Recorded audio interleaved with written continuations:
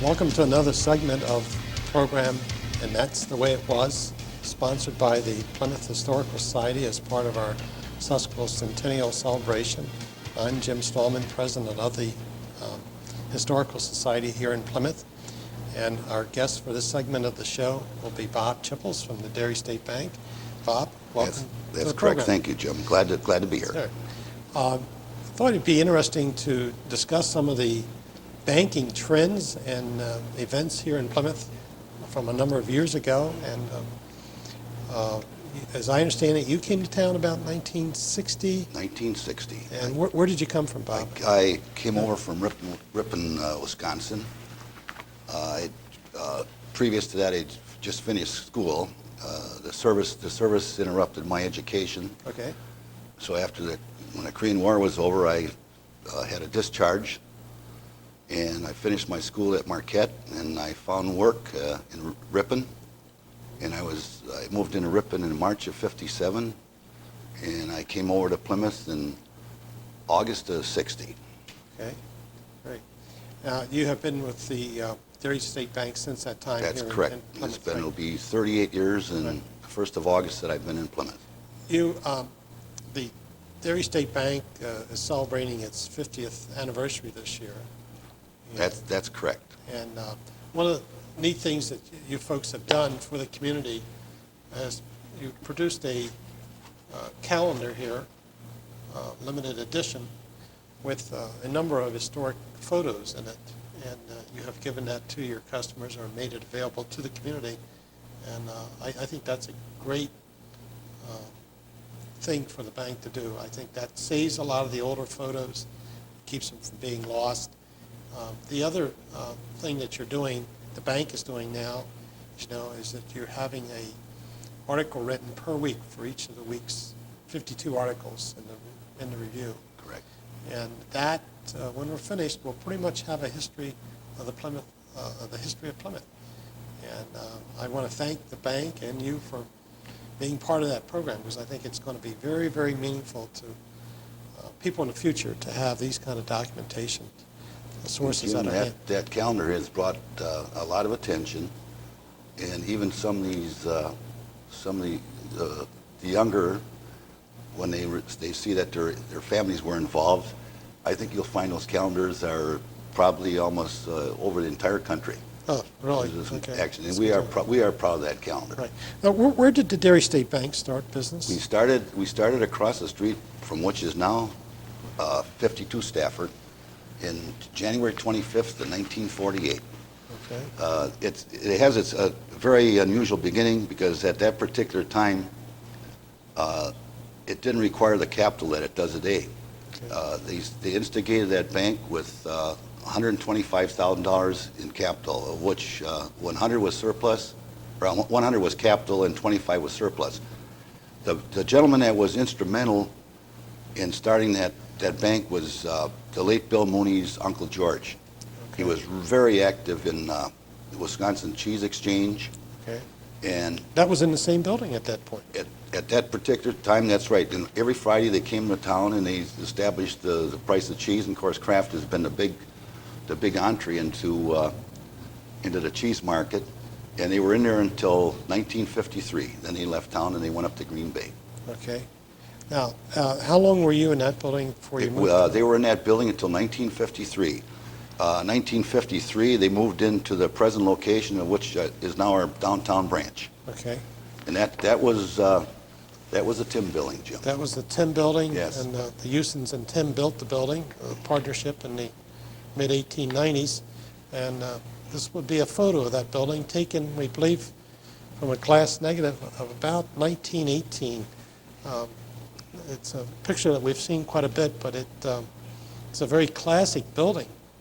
It's a beautiful building underneath the facade that's there now of the driftwood stone and what have you. In 1969, they moved in, and it was a National Tea store up until 1953, and they remodeled it, and not knowing specifically just what the growth would be, some of the interior structure was poorly planned.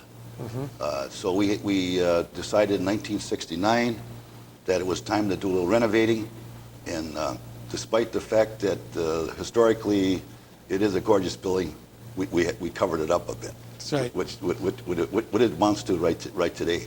And what's ironic is when I got here, Eleanor Pankwitz, that was her family, that she was part of the Tim family.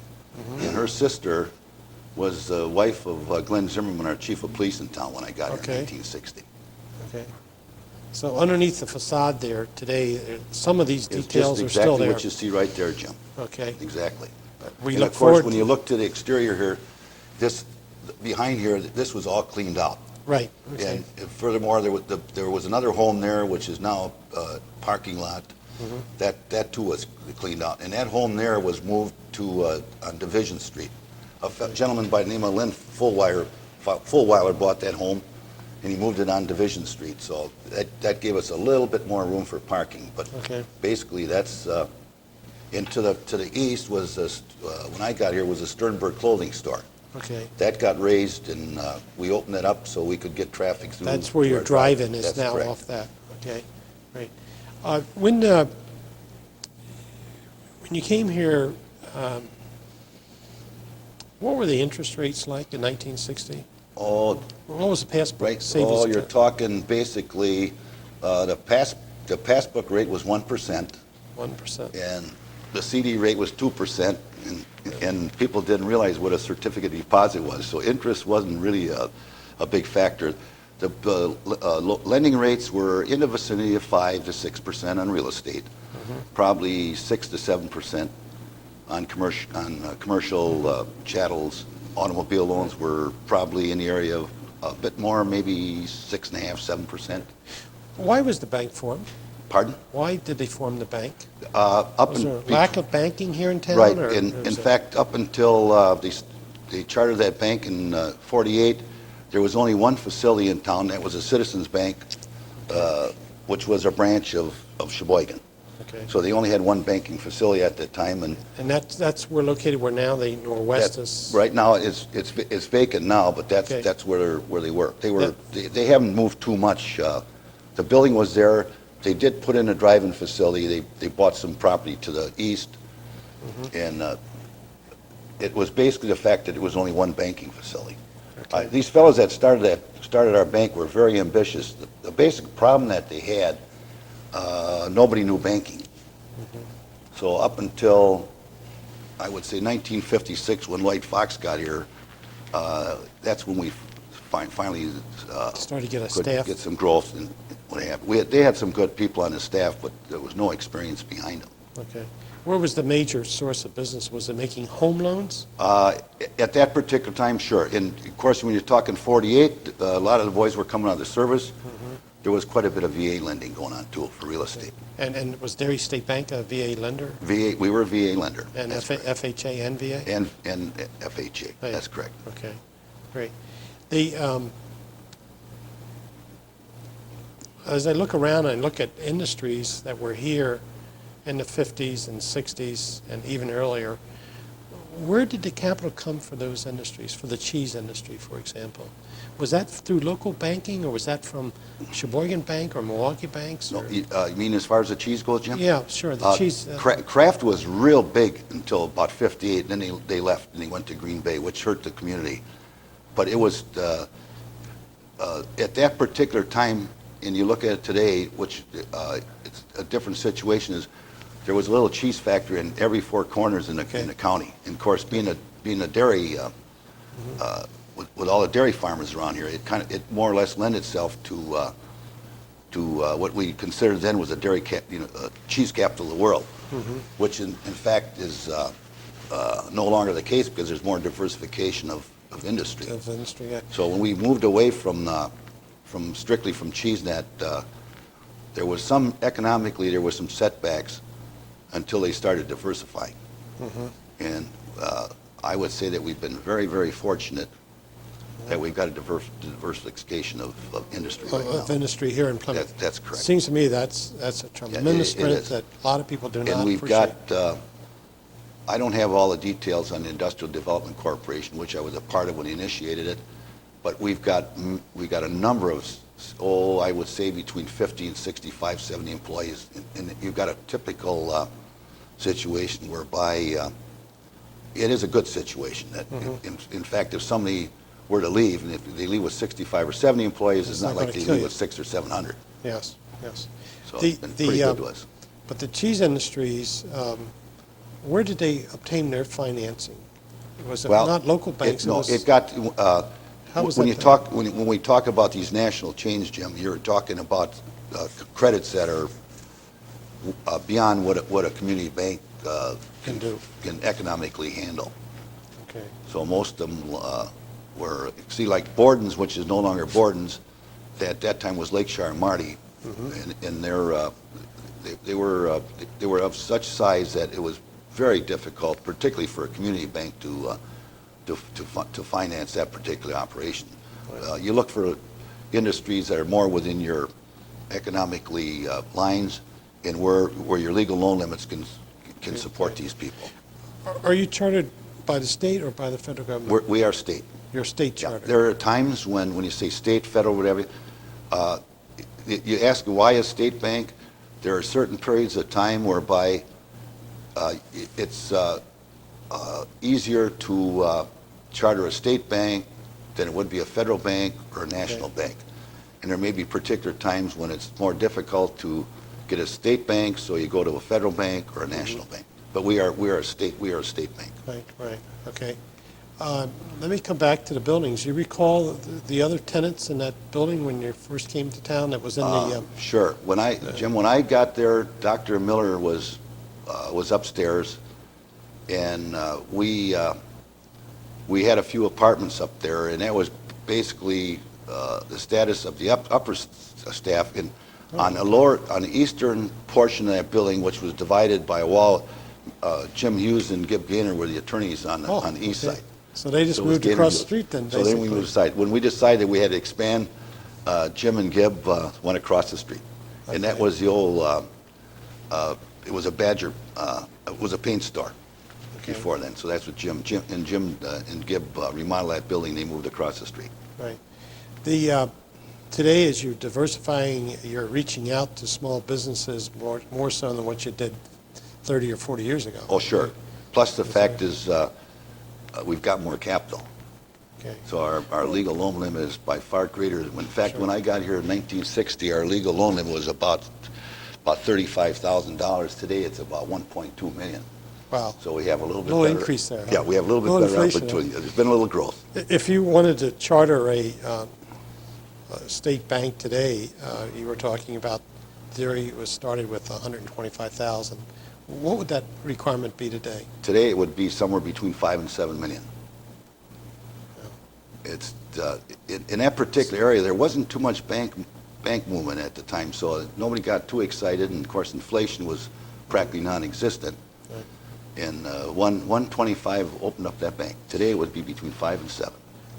Do you have any feel or knowledge on the Plymouth Exchange Bank failing during the Depression? Jim, I haven't, other than the fact that on one or two occasions in my 38 years, I've seen somebody come in with a certificate and wondered what the values were. Oh, really? There are still some of the certificates. They got caught in a bank holiday. There's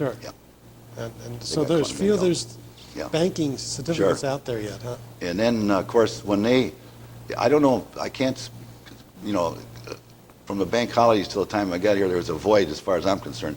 But what happened, eventually the Plymouth Savings and Loan moved into the Plymouth Exchange building.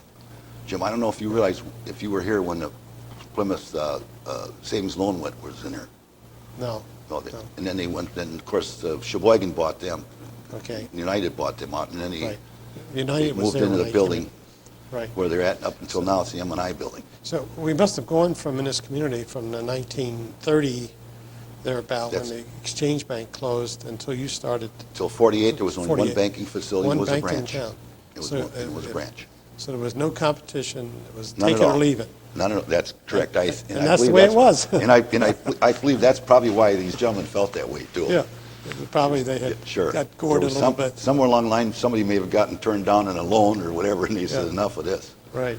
But they were brave and bold. They were good people too. It's just the fact that they didn't know banking. How many investors were there initially, or stockholders? There was about 92 92 yeah. shareholders. 92 shareholders.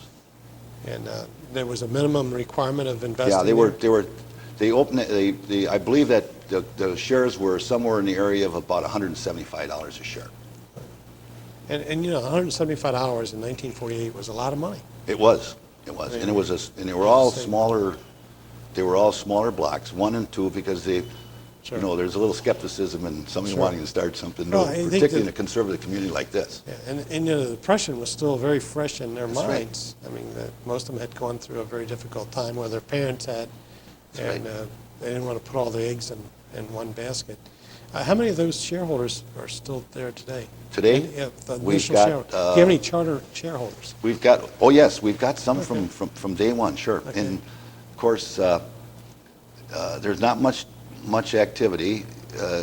Grandpa and Grandma had them, they passed them on to the son and daughter, and now in many cases, it's the grandchildren that have got the shares. There's very little shares traded.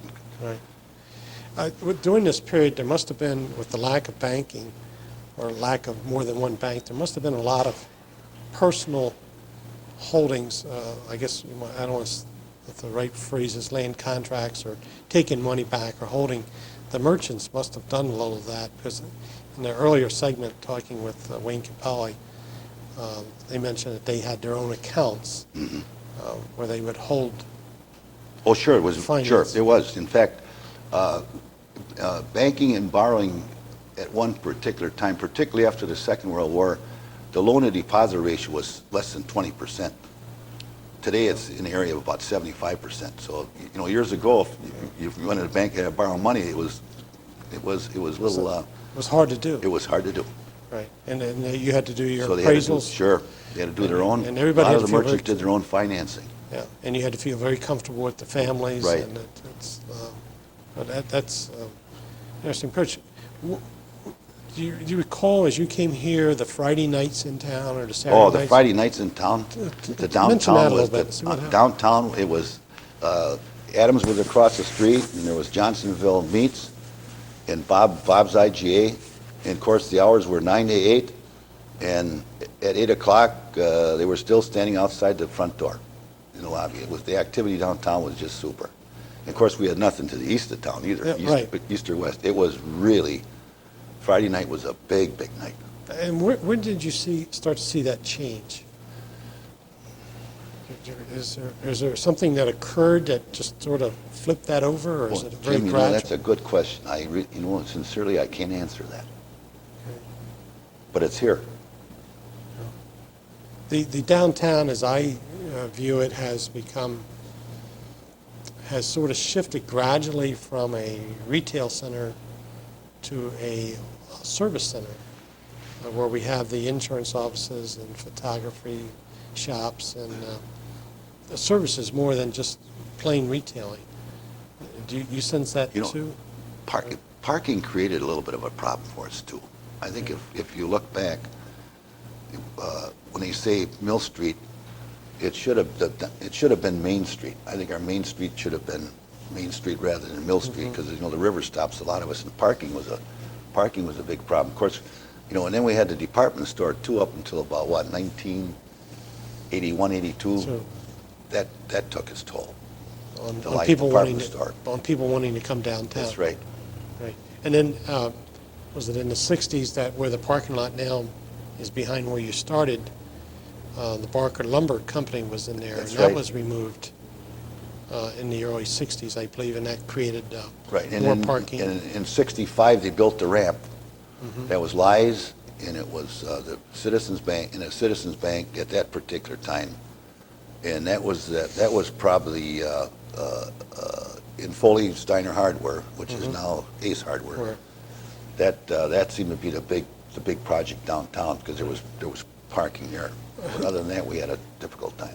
As you came into town, who were the principal bankers? Or are there a couple names that stand out that they were Mr. Banker of Plymouth, or the banking family? Or, I mean, was there a, you know, for a period we had the Eastmans. And Not we had really, the Jim, Dowsers. because when I got here in '60, they had a branch manager.